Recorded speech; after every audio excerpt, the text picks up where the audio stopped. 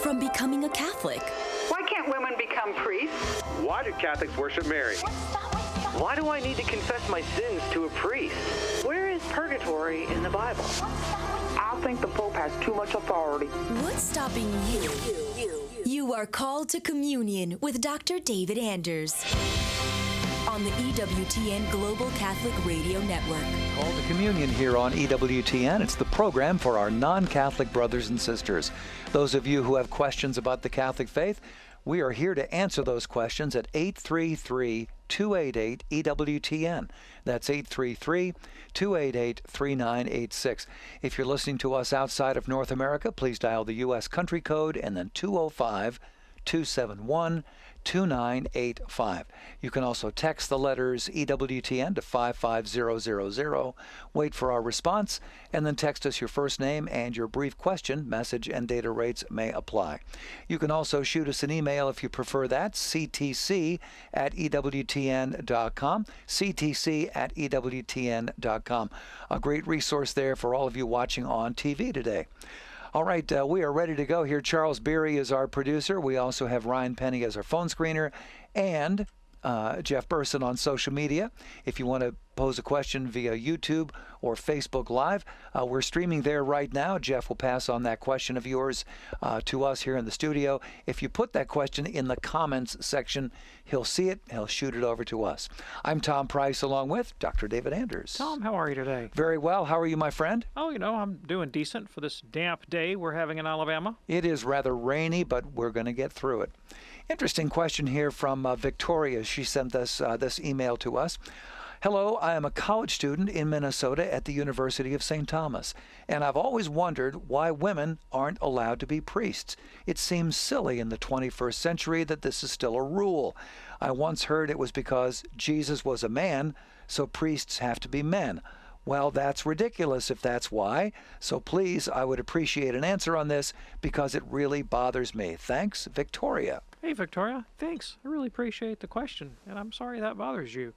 So the short answer is that men are ministerial priests in the Catholic Church for the same reason that men are fathers and not mothers, right? I mean, it would be I can't be a mother, a woman can't be a father, and the priest's role with respect to the liturgical community is that of a father to a family or a bridegroom to a bride, and that's the reason why. And, the point you raised about Christ being a man and only appointing male apostles, that's also true. And so there's no precedent in Christian tradition for the ordination of women, not in canon law, not in liturgical history, not in theology, not in sacred scripture. So it's a universal practice of the church going back 2,000 years. And theological reflection on that patrimony reveals, these deeper truths about the role of the priest in the liturgical community. Now, that being said, we need to specify baptized women in the Catholic Church are priests. They're priests according to their baptism, baptismal priests. The primary office of a priest is to offer sacrifice. Now, the ministerial priest in the liturgy effects the sacrifice of the Mass, right? It's the offering of the whole church, but the ministerial priest, through the power of consecration, effects that sacrifice.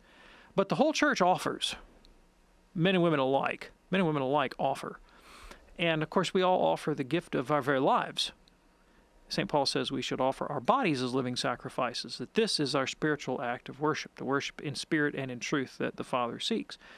And men have got nothing on women on this business.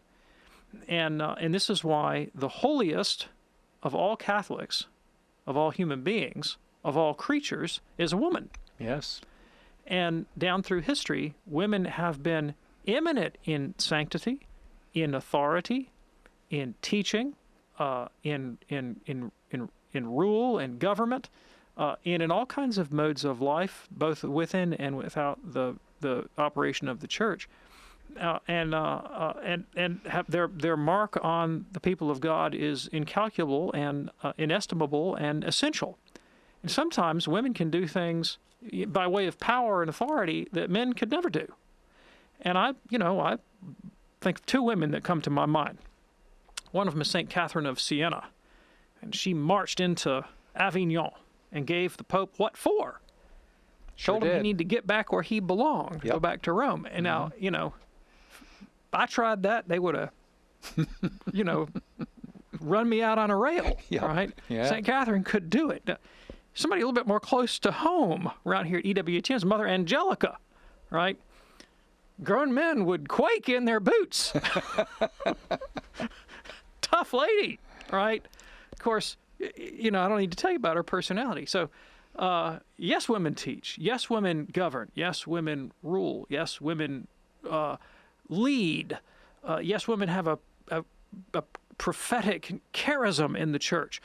And women can do things that men could never do. And of course, they also have a gift. John Paul referred to it as that feminine charism, that gift of their maternity, which of course can be their literal biological maternity, but there's also a kind of feminine personality, an attitude of care and solicitude towards the human person that is unique and that's special, and that men profoundly need to humanize them, you know. And they need somebody to tell them to, you know, get their head out of the football game and out of the car engine or out of the highfalutin theology book and, you know, attend to the people in front of them. And a lot of times it's the women who have that gift, both in the institutional church and in the family and in society. Absolutely.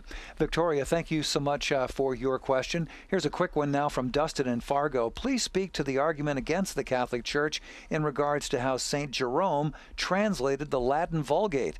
Protestants claim there were obvious errors that Jerome made, and they use this claim against the infallibility of the magisterium. Yeah, so that would be a real category mistake, because no one has ever claimed that St. Jerome's translation of the Bible into Latin was somehow protected by the charism of infallibility conceived as infallibility in like linguistic skill. All right.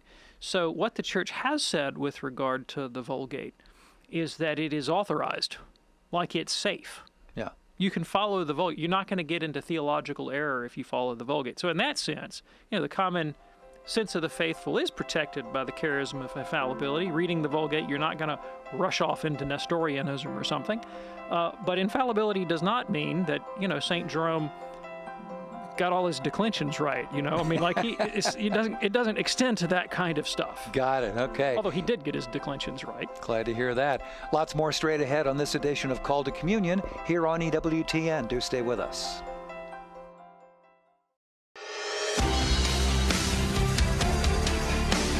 Call to Communion here on EWTN. We have open phone lines for you right now. If you have a question for Dr. David Anders, 833-288-EWTN. That's 833-288-3986. Call now. Ryan will get that call screened ASAP. We'll get to you on the air just as quickly as we can.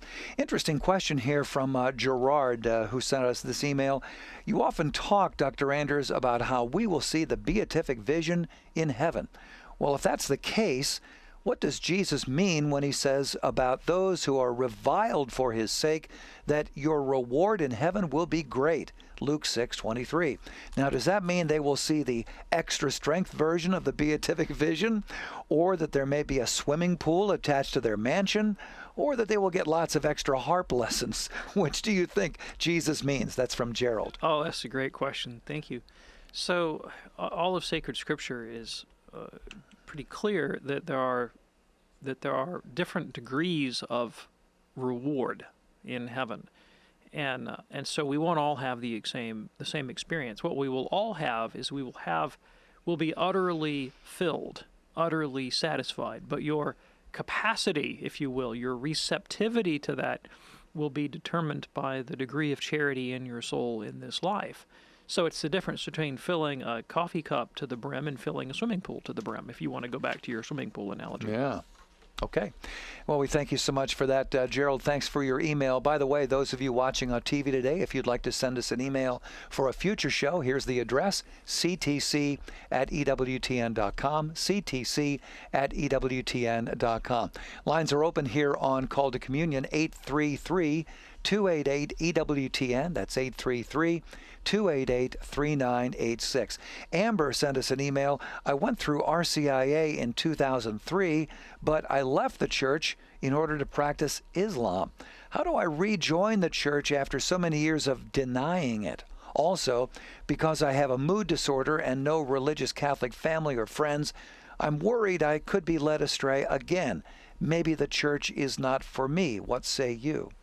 Okay, thanks. So the answer to the first question depends on how far you made it through RCIA. If you were actually received into the church and given the sacraments of initiation, you were baptized, or if you weren't baptized, if you're already baptized, if you made your first confession, received your first Eucharist and presumably confirmation, then you're Catholic. I mean, the church views you as a Catholic. And you would just be a Catholic who didn't go to Mass, since 2003. And so you would just go to confession. You'd say, bless me, Father, I've sinned. It's been 17 years since I've been to confession. And in the meanwhile, I did this, this, this, and this. And you're good to go, right? I mean, they do that all day long. They're very good at that. Mm-hmm. Now, if you weren't received into the church and you just made it halfway through RCA, well, you just finish the process. That's simple.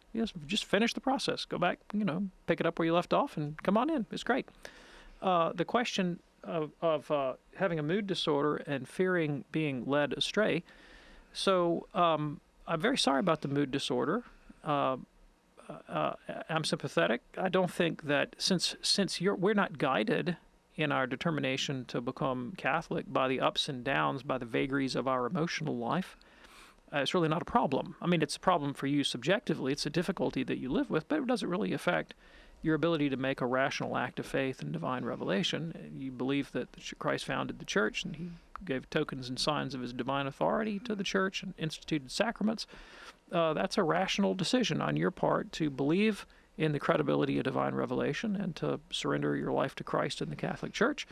And that's going to be true. It's true on Wednesday when you're feeling great, as it is going to be on Thursday when you're feeling lousy. Sure. And I'm not diagnosed with a mood disorder, but I'm a kind of up and down neurotic sort that has good days and bad days. And the one thing that I find to be constant in all of that is, when I'm in a great mood, I'm in a great mood, super happy that I'm Catholic. And when I'm just in an awful, terrible mood and everything seems awful, and just going to where in a handbasket. Yeah. I'm glad to be Catholic, right? It's true whether I'm up or down. It's that bedrock, isn't it? That's right. It really is. Amber, thank you so much for your email. We do appreciate that. If you're ready now, let's go to the phones at 833-288-EWTN. We begin with Suzanne in Ipswich, South Dakota, listening on the great Real Presence Radio. Hey, Suzanne, what's on your mind today? Hi. I had a question from someone the other day asking about the difference between just being a martyr and a canonized saint. It came up in relation to a 14-year-old martyr from Mexico from the Cristero War, and that he was a martyr. He died for the faith, and he was canonized a saint. So, being a martyr does not necessarily mean that you are a saint, a canonized saint.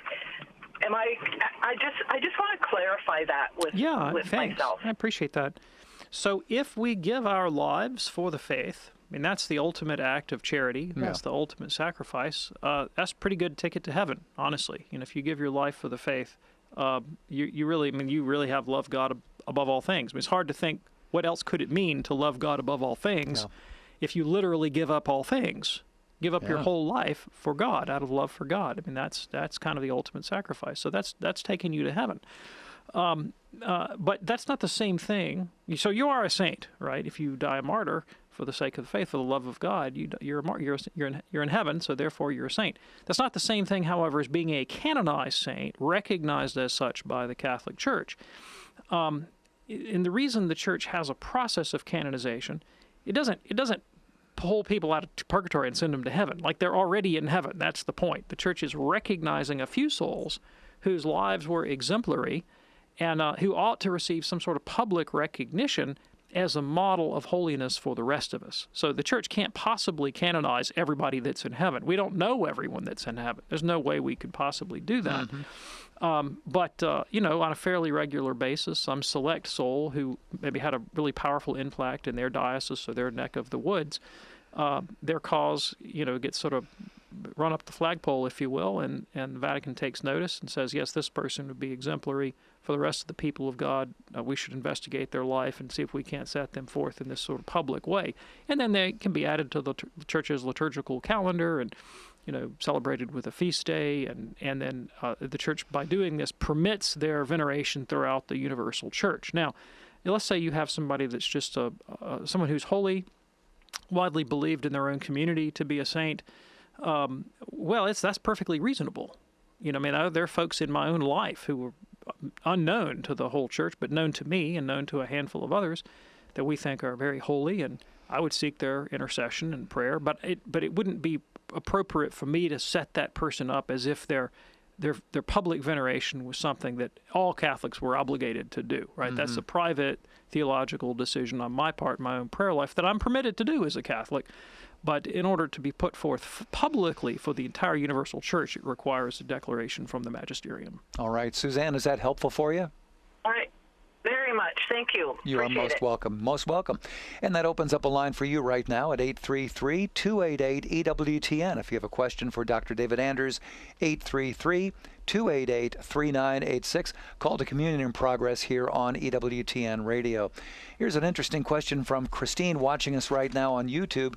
Why in the Apostles' Creed does Jesus have to go to hell if he died to save us? And what happened during the third day that he rose, and what happened on days 1 and 2? Yeah, thank you very much. Appreciate the question. So very important to specify, when we say that Christ descended into hell, we do not mean that he experienced damnation. We're not saying that. We're not saying that he experienced the hell of the damned. Christ went to the abode of the dead. That's different. And so the word hell there is a bit ambiguous. And he did so to liberate the righteous souls of the Old Covenant who were waiting for the coming of the Messiah. And also out of solidarity with the rest of us, right? Because the suffering of Christ's human soul and human body, he entered into the experience of humanity. He recapitulated it, in fact, in order to redeem it and make all things new. And so he was exposed to the full horror of human. He himself did not sin. He was innocent, but he sort of the full brunt of human evil was poured out against him, and the suffering that is the lot of mankind he underwent. And death is the separation of soul from body. That's what it means to be dead. So his physical body was in the tomb. His human soul descended to the abode of the dead, and then when he was resurrected, he ascended into heaven and made the way open to heaven for all the rest of us, including those righteous dead. Now, it's important to remember that in the separation of Christ's soul from body, he didn't stop being hypostatically conjoined to the divinity. The hypostatic union is the union of the divine and human in Jesus, and that's so complete, so thorough that if you touch the corpse of Jesus in the tomb, that's God's corpse. If you touch the human soul of Christ descended to the dead, that's God's human soul. He didn't stop being God completely in the totality of his person, right? In that separation of soul and body. So it really is the God-man who comes into earth, who is incarnate of the Blessed Virgin Mary, lives a complete human life from cradle to grave and to burial and to resurrection, to recapitulate that experience as the new Adam and create a new race of spiritual people in him through baptism. Christine, thank you so much for your question via YouTube here on EWTN's Call to Communion. Our phone number 833-288-EWTN. That's 833-288-3986. Another question here from YouTube from Logan. Logan says, it's my understanding that a marriage held by two baptized people is valid in the church, even if they were non-Catholic. But does it change anything if one of those two people were anointed with oil in lieu of baptism? Okay, thanks. So a little bit of clarification. The valid baptism, I emphasize that word, the valid baptism of any, the valid marriage of any two baptized people is automatically a sacrament. Okay. But what counts as a valid marriage depends a little bit on whether or not you are a Catholic. So, for example, if two baptized Presbyterians promise themselves in marriage to one another in front of a Presbyterian minister, the Catholic Church recognizes that as a valid Christian marriage, and therefore it's sacramental. If two Catholics pledge themselves to one another in the presence of a Catholic minister, priest, or deacon, the Church recognizes that as a valid marriage, and thus it's automatically sacramental if they're both baptized. However, a Catholic is obligated by canon law to make those promises of marriage in front of a priest or deacon, a minister of the Catholic Church, unless they are dispensed from that obligation. So if a Catholic goes off and says those vows in front of the Presbyterian minister with the Presbyterian, that's not automatically valid, all right, unless they get a dispensation. And so that's the valid marriage of two baptized people is automatically a sacrament. Now, the question about what if somebody's anointed with oil and not baptized? Well, then they're not baptized. So it could be a valid marriage, but it would be a valid natural marriage and not a valid sacramental marriage. Okay. Appreciate that. Thank you so much for your question. Here's one now from Basil in California who says, "Hey, Dr. Anders, my question concerns confession. When confessing impure sins, some of which can be very perverted and embarrassing, how much information do you have to give to the priest?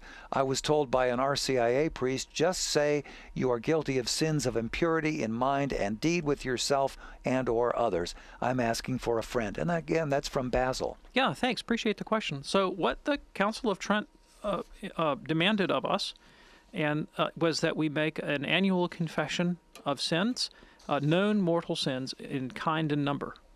That's it, kind and number.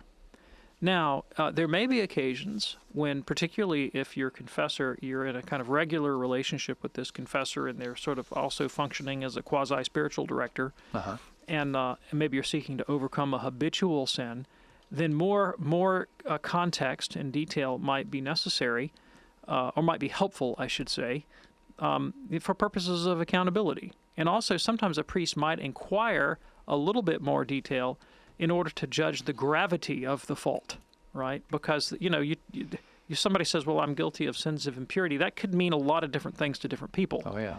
And there could be sort of massive difference in gravity. And so in order to ascertain the gravity, the priest might ask for a little bit more detail. But the principle is known mortal sins in kind and number. Okay, very good. In just a moment, we're going to get to Betty in Columbus. I want to give you that phone number again, 833-288-EWTN. That's 833-288-3986. Quick question here as we're heading to break. This is from Zach. If God created our world and universe through the Big Bang, out of nothing, what surrounded the initial existence of material that it could expand into? If our universe is expanding, what does it expand into? Does it overtake and fill nothingness as it expands? Okay, so you are now asking a physics question from a non-physicist, okay? But I can give you a partially metaphysical and partially physics-type answer. I think the question implies a misunderstanding of the claims behind both creation ex nihilo and the Big Bang, which is that time and space are creatures. And so it's a mistake to conceive of the thing as like, there's an empty space in which God makes space. You see what I'm saying? Yeah. And the insight of the Big Bang cosmologists is that space is bounded. And so it's hard to get your head wrapped around. But the idea of there being space outside of space is kind of a contradiction in terms. I'm so confused. Appreciate that. You're a good man. You took a swing at it anyway. Well, it'll be for somebody else to judge whether we hit the ball. Good job. In a moment, we will get to Betty in Columbus, Ohio, listening to us today on St. Gabriel Radio. There's a line with your name on it, 833-288-EWTN for Call to Communion.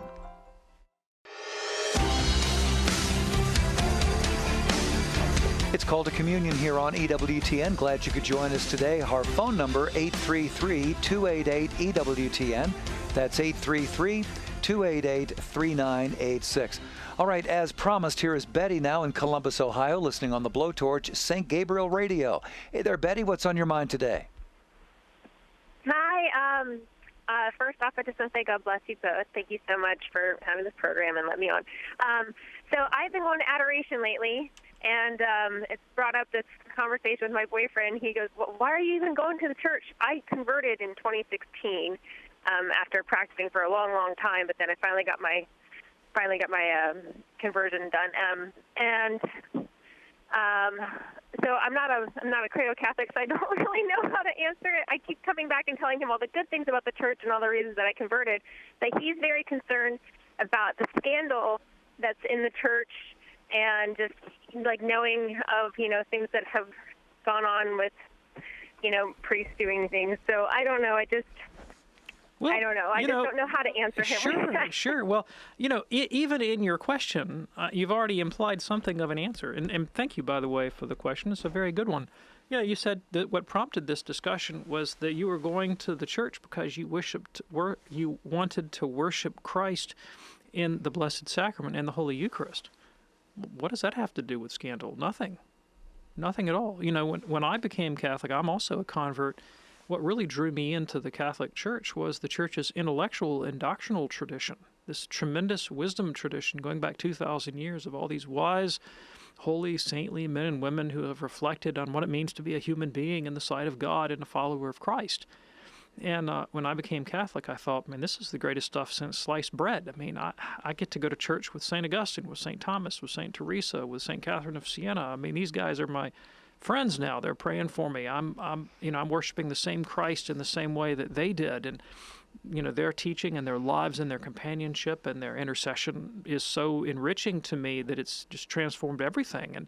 And the very same Eucharistic Lord that St. Augustine received 1,500 years ago, 1,600 years ago, I now receive, and that's why I became Catholic. And look, I mean, I got plenty of scandal. I'm a pretty lousy guy in my own right. I got enough problems of my own. I became Catholic. G.K. Chesterton once said, when they asked him, why'd you become Catholic? He said, well, to get rid of my sins, of course.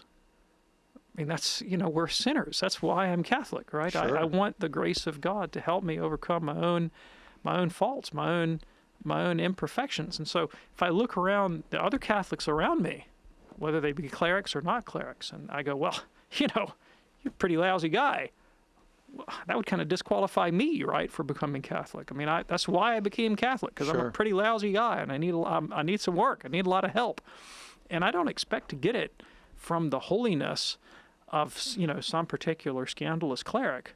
I mean, that's, it's too bad for him. I mean, he's missing out. He's not taking advantage of the graces of the Catholic Church, and maybe he'll go to hell.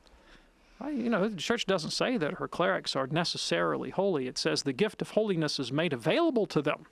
Right. And if they don't choose to lay hold of that and live the faith and practice it and acquire virtue and practice asceticism, so that the grace of God can flow, if they, take on the mantle of Catholic priesthood and authority to exploit people or for self-aggrandizement, Jesus actually has a word for them. He says, better to be thrown into the sea with a millstone and tied around your neck.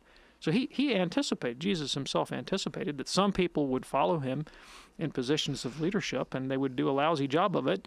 And he said, well, let me tell you what's going to happen to you guys. But that's not what draws us to the church. Nobody becomes Catholic because of the holiness of, there are holy priests, don't get me wrong, but it's not the holiness of every individual priest for which I become Catholic. I become Catholic for the holiness of Christ made available to me in many ways, one of which is through the hands of the cleric who effects the sacraments. And, the beautiful thing in my life is when I go to the Eucharistic Adoration Chapel, it doesn't really matter to me who consecrated that particular host. Mm-hmm.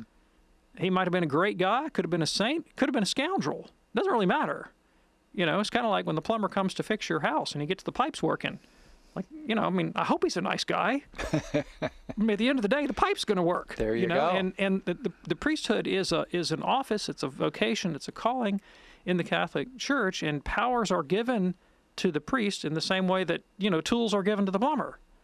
And he can use them effectively, but he has an obligation to use them worthily. But I'm not responsible for whether he uses them worthily. He's responsible to God. And if he uses them in an unworthy manner, he might go to hell. And it'll be worse for him in hell. I mean, the other souls in hell and the demons in hell will go, oh, there's that priest. Because once a priest, always a priest. You go to hell a priest, you'll still be a priest in hell. And the demons and the damned souls will go, yeah, that guy really blew it. Betty, thank you so much for your question. It was excellent. This is Called to Communion here on EWTN. Hey, let's go to Frank right now in Fort Washington, Pennsylvania, listening on our longtime partner, Ave Maria Radio. Frank, what's on your mind today? Hi, thanks for taking my call. I'm not entirely sure how to pose this question, but it's about the problem of evil. So in the Brothers Karamazov, they talk about, there's this one scene where they talk about this girl who was being essentially abused, and the one brother says to the other that in a perfect world, at the cost of abusing a child, would you do it? And the brother says no.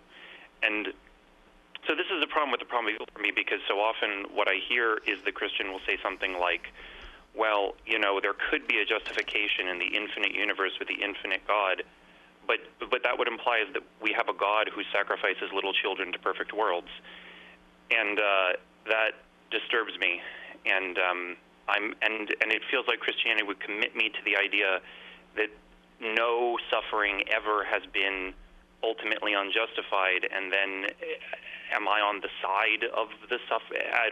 I don't know if I'm really getting at my question very well, but do you see what I'm getting at? Yeah, sure, I do. I do understand the question. Let me try and come at it from a very different angle if I can. I think being a Christian, you talked about the problem of committing you to the idea that God sacrifices children in the interest of perfect worlds or something like that. But being a Christian also commits you to the idea that there is evil, and that evil is really evil, and that it's really atrocious, and that it's really intolerably absurd, all right? And what are your alternatives to that, all right? So let's say you're a naturalist, and you think that the only thing that there is that which can be seen and felt and tasted and smelled and measured, right? Just the extension of the physical universe. Well, in such a world, there really can't be evil. There can be suffering, but there can't really be evil. There's not really metaphysical evil in a purely naturalistic universe, because what we call evil is just the biological, neurological aversion that we have to certain destructive forces, right? And it's no more evil that a human be torn limb from limb than a rock be crushed. Because essentially, basically, we're all just the same thing. We're all just continuous matter. The other alternative is, maybe you have a kind of a dualist universe in which there are two competing eternal forces, light and dark, spirit and matter. You might call them good and evil. But what sense can you give to the notion of evil if evil is just co-eternal with some other principle? Well, evil is just the side of the universe I don't like. But if it's still there, like competing alongside God, right? Well, why pick one over the other? You could be Darth Vader and just say, well, hey, the dark side's more powerful, right? Well, who's to tell me I'm wrong, right? It's not. You can't really call it evil, not in the sense of the kind of atrocious absurdity that we feel intrinsically it ought to be just thrust away and destroyed. Not that kind of metaphysical sense of evil. So what's the Catholic view on the thing? Well, the Catholic view is that reality as such is good. To exist is to be good and to be intelligible, that it makes sense. That I can grasp reality in a concept, right, if imperfectly. And that the goodness of anything is to realize the truth of its own nature, the truth of its own being, which ultimately is a participation in the ultimate truth and the ultimate good that is God. And evil, rather than being an independent substance, like the dualist holds, is really the privation, the loss, the lack of being, of truth and goodness. It's deflecting away from the realization of our true nature somehow, right? Like if I'm supposed to be rational and free and loving and kind, if I fall away from those things that really are contrary to my natural good, natural purpose, then that's what we call evil. It's not a substance. It's sort of the lack of a thing. Now, keep in mind what that implies. That says that if if to be is to be intelligible, to be good, to fall under a concept, to be graspable, for there to be a purpose, an end, a goal of life and of the universe itself. And evil is a deflection away from that kind of non-being, that in a sense, evil itself becomes unintelligible. It becomes the ultimate absurdity, the ultimate irrationality. And then it's that much more deplorable, right? Because there is, in a sense, no justification for it. It's literally that has no good reason. Yeah. That's precisely what makes it to be evil, right? Which is why the saints, like Augustine and Thomas, would say that sin is nothing other than irrationality. Wow. And that to be good, to be virtuous, is to be fully rational, to fully realize our nature as beings created in God's likeness and image with this gift of rationality and freedom, the ability to participate more and more fully in the ultimate goodness that is God. And so, the intelligibility of the universe there is this opportunity to participate in that ultimate rational being, that ultimate goodness that is God himself, through these progressive layers of growth in virtue and holiness through the free exercise of my own will and intellect, growing more and more into him. And is that a story worth telling? Well, yeah, it is. It's a story quite beautiful. All right. Frank, is that helpful for you? Yes, thank you. You are most welcome. Appreciate your call. It is Called to Communion here on EWTN. Fascinating text that just came in here. This is from Debbie watching us on YouTube. Debbie says, Catholicism is intriguing to me, but all the scriptures not scriptures, sculptures, robes, rituals, grandiose gold and bronze objects, those are a turnoff to me. I crave God. These objects are distracting to me. Any advice there? Yeah, thank you. Appreciate the question. So, the embellishments, the adornments that you find occasionally and not always in the church are there to help us realize the solemnity of the forms that we celebrate, because these were given to us by Christ. Jesus is the one that gave us the sacraments. He gave us baptism. He gave us confirmation. He gave us confession. He gave us, above all, himself in the Holy Eucharist. And he gave us himself in his word, and especially in the Gospels. And these are the elements of the liturgy that we adorn, right? Precisely because we think they're divine. And, it's possible to celebrate a kind of bare bones liturgy with little in the way of adornment. But to strip all adornment from the church and the liturgy, as if the sacraments were just ordinary things, would be a grave injustice. Sure. And there have been churches throughout history that have sought to do that have whitewashed the church and eliminated or attempted to eliminate all forms of adornment or embellishment, precisely for that reason, that they do not want these elements, these forms, to be seen as intrinsically divine or connecting with us with God in a unique way, but as mere occasions for us in our own interior lives to contemplate or to remember, or to symbolize. And so what they've done is they've sort of moved the locus of holiness, if you will, from the external rites that Christ gave us to my own subjective experience. All right, and but that comes with its own set of problems, right? Because, my subjective experience is pretty wacky from time to time.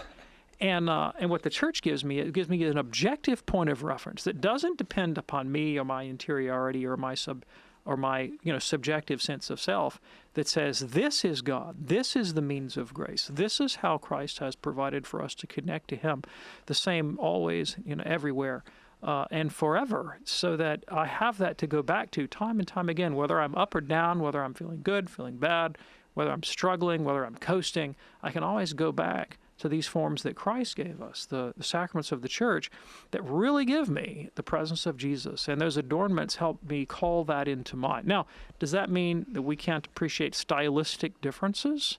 Of course you can. And in some churches, some parishes, some rites of the church, sort of lean more heavily on some of those adornments than others. And it's perfectly legitimate for you to seek a congregation within the Catholic Church that maybe, liturgically is a bit less alien to you, less alienating, and then you kind of grow into the thing, just like you learn to like your mother-in-law's cooking after a while.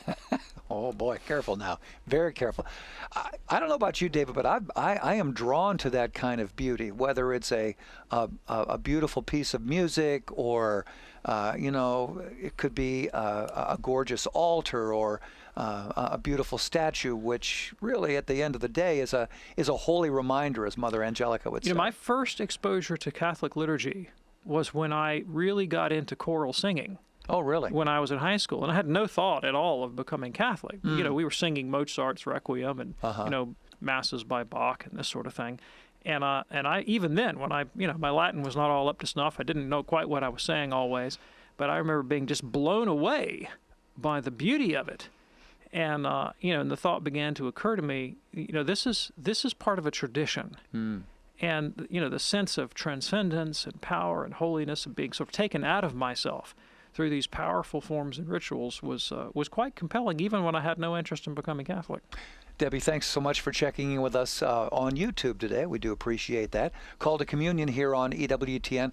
I don't know if you've ever heard the little features that we air from time to time on EWTN radio that they're called bookmark briefs. These are generally Doug Keck speaking with the author of a new book, and the author will talk a little bit about why they wrote the book and what it's all about. And then, we air those from time to time on the radio side. If you would like to get those bookmark briefs in your email inbox, you can get them generally one per week just by going to EWTN.com, click on the box that says subscribe, and there will be a whole menu of things that you can subscribe to, and the one that you want to check is bookmark brief. They're always fascinating to me. All right, back to the phones right now here on EWTN Radio. Winifred is listening in Wilmington, North Carolina on Wilmington Catholic Radio. Winifred, what's on your mind today?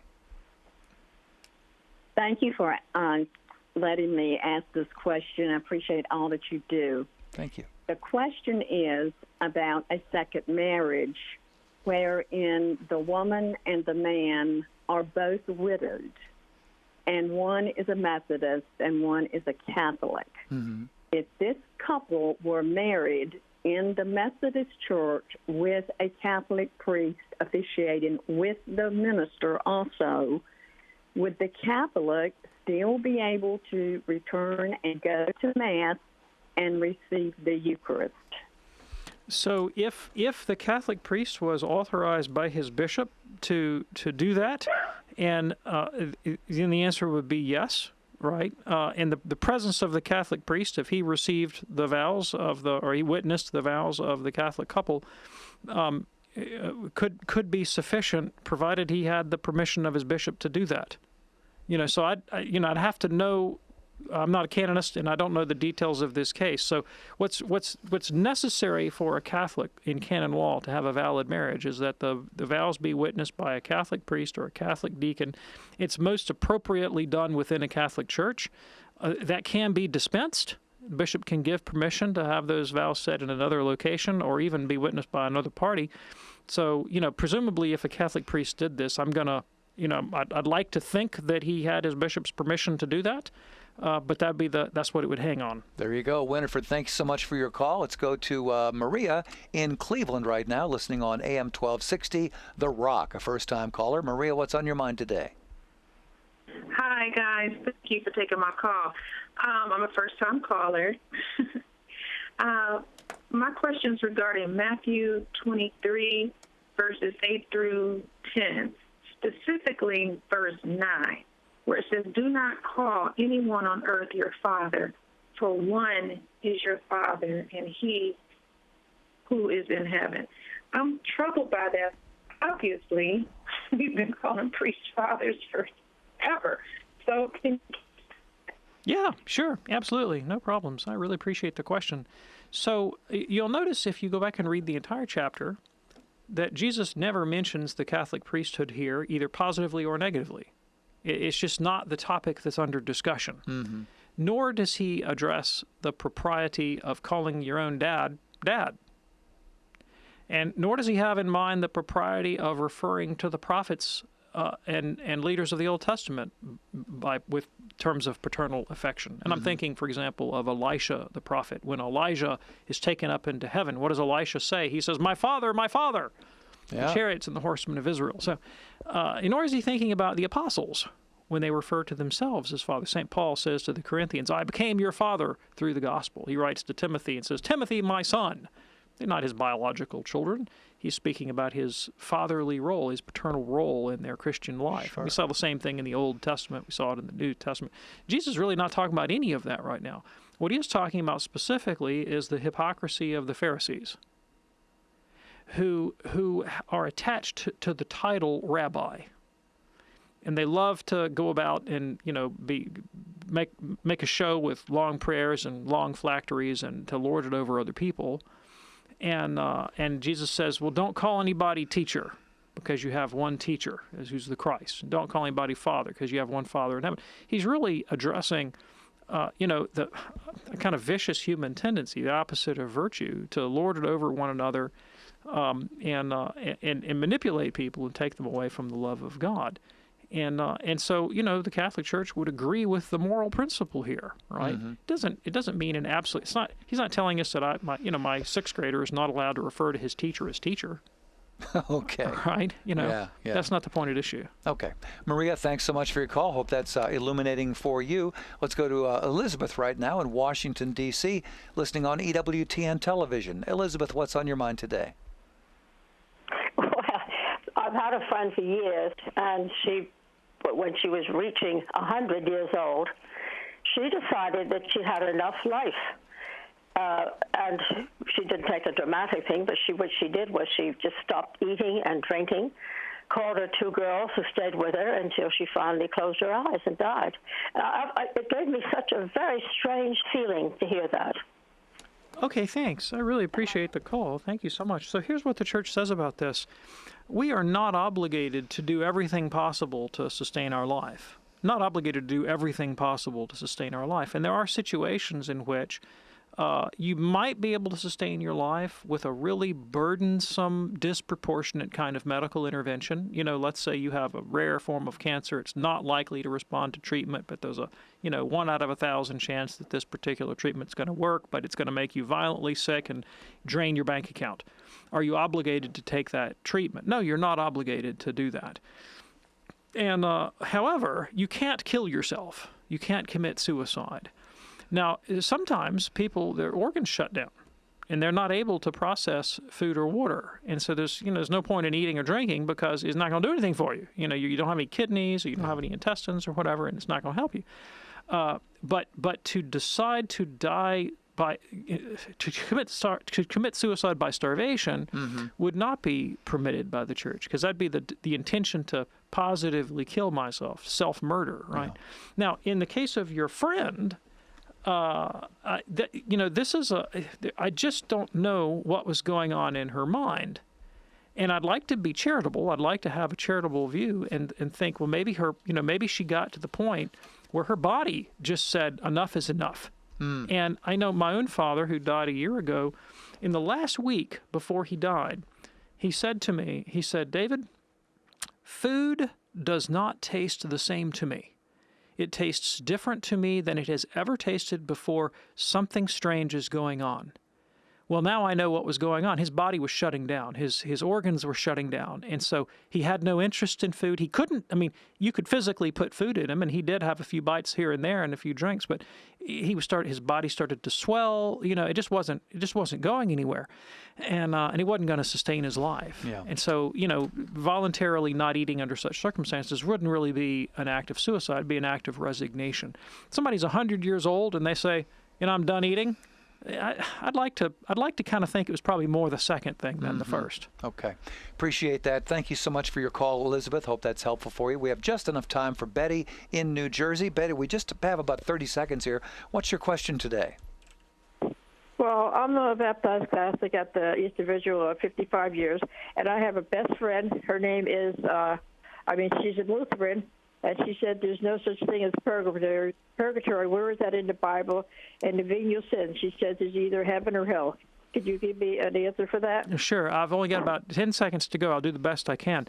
So first of all, purgatory is in sacred scripture, but there'd still be a purgatory even if it weren't, right? Because we know the existence of purgatory from passages like 2 Maccabees chapter 12, from Paul's prayers for his friend Onesiphorus in the pastoral epistles, other texts that I don't have time to get into now. But we also know it from sacred tradition, which is also divine revelation. And we also know it from the authoritative teaching of the church, which is guided by Christ's Spirit and given the promise of infallibility, right? With venial sin, well, it's St. John himself who tells us in 1 John 5 that there is sin that does not lead to death and sin that does lead to death. And St. James tells us that man who can control his tongue is a perfect man, but most of us stumble in many ways. That's not the same thing as committing those grave acts that separate us from the love of God, like these vices that St. Paul lists in Galatians 5 that are clearly mortal. So these distinctions are biblical, these categories are biblical, but more importantly, they're biblical, but they're also taught by sacred tradition and the teaching authority of the Catholic Church. And that's what your friend really has to come to terms with.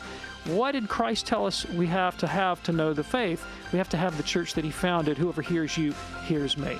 See you next time on Call to Communion. God bless.